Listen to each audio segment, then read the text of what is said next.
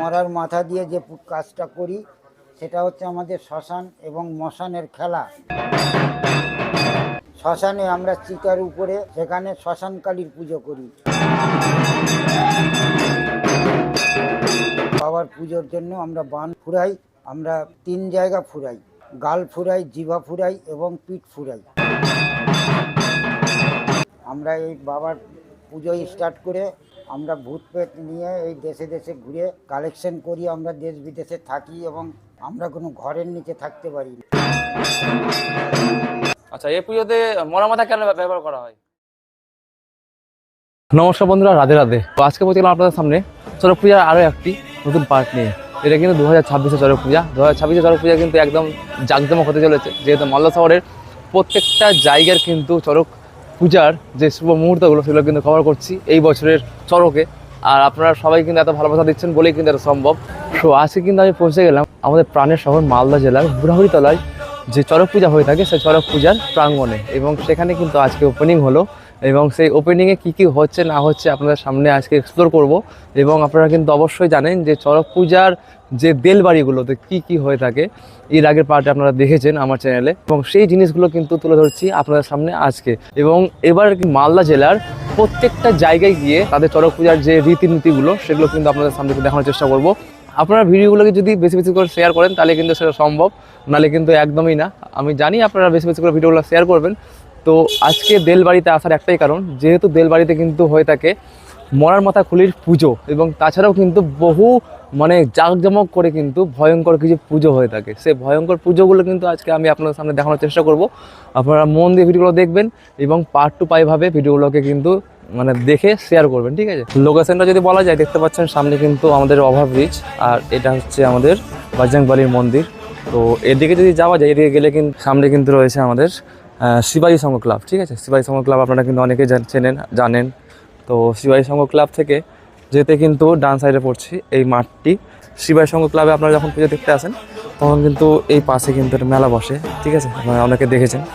আর এই মেলা যেখানে বসে সেখানেই কিন্তু হয়ে থাকে আমাদের চড়ক পুজো। আর এই জায়গাটিকে কিন্তু বলা হয় বুড়াবুড়িতলা, ঠিক আছে? আর এই বুড়াবুড়িতলার এই চড়ক পুজোতে কিন্তু আমি আজকে পৌঁছে গেছি। দেখতে পাচ্ছেন সামনে কিন্তু মাঠ, ঠিক আছে? মাঠের একদম মিডিল প্রাঙ্গণে রয়েছে কিন্তু সেই মন্দিরটি, আর সেখানে যাচ্ছি এবার। তো চলুন আজকে বেশি কথা না বলে আপনাদের সেই জায়গাতে নিয়ে যাই এবং দেখাই পুজোটা ঠিক কীভাবে শুরু হচ্ছে এবং কেমন কি হচ্ছে না হচ্ছে।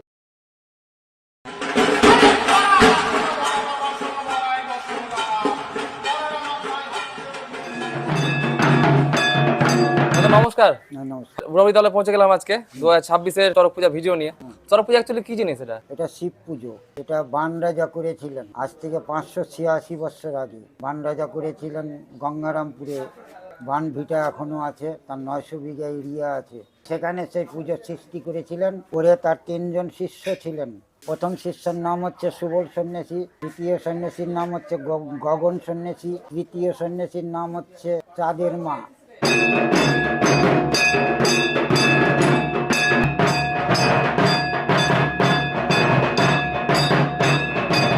বান রাজা ঢাক, পাট এবং গাছ চাঁদের মাকে দিয়ে উনি দান করে দিয়েছিলেন। তাই আমাদের এই পুজোটা পূর্ববঙ্গে বেশি হয়, এবং পূর্ববঙ্গে এখনও সেই পুজো হচ্ছে বান রাজা।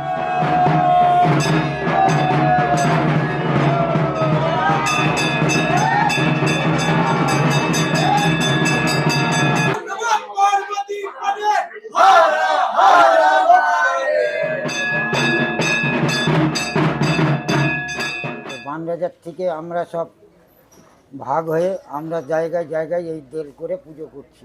এতে আমাদের শ্মশান মশানের পুজো হয়, শিব পুজো হয় এবং কালী পুজো হয়। ভূত প্রেত নিয়ে আমাদের খেলাধুলা। আমরা এই বাবার পুজো স্টার্ট করে আমরা ভূত প্রেত নিয়ে এই দেশে দেশে ঘুরে কালেকশন করি। আমরা দেশ বিদেশে থাকি এবং আমরা কোনো ঘরের নিচে থাকতে পারি না। আমাদের থাকা গাছের নিচে, হয়তো কোনো মন্দিরের বারান্দাতে, হয়তো শ্মশানে, এইসব জায়গাতে আমরা বসবাস করে বাবাকে সাধনা করি। এবং বাবার পুজোর জন্য আমরা বান ফুরাই, আমরা 3 জায়গা ফুরাই, গাল ফুরাই, জিভা ফুরাই এবং পিঠ ফুরাই। এই 3 রকম বানাম আমরা করি।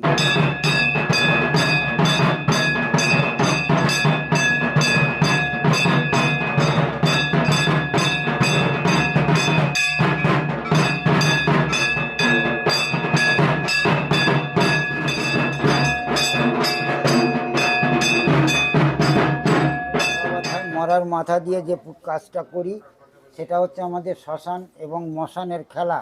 আর আমরা হাজরা পুজোতে গাছের নিচে সেটা 12 ভাই বর্ষালের পুজো করি।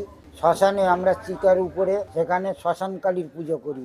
এটাই আমাদের হাজরার। পরের দিনকে চড়ক হয়, চড়কে আমরা বানপরস্ত পুজো বলে, সেই বানের পুজো করি আমরা। চড়ক পূজাতে যে হাজরা, হাজরা জিনিসটা কিন্তু এখন খুব মানে ফেমাস হচ্ছে এই যুগের মধ্যে আর কি।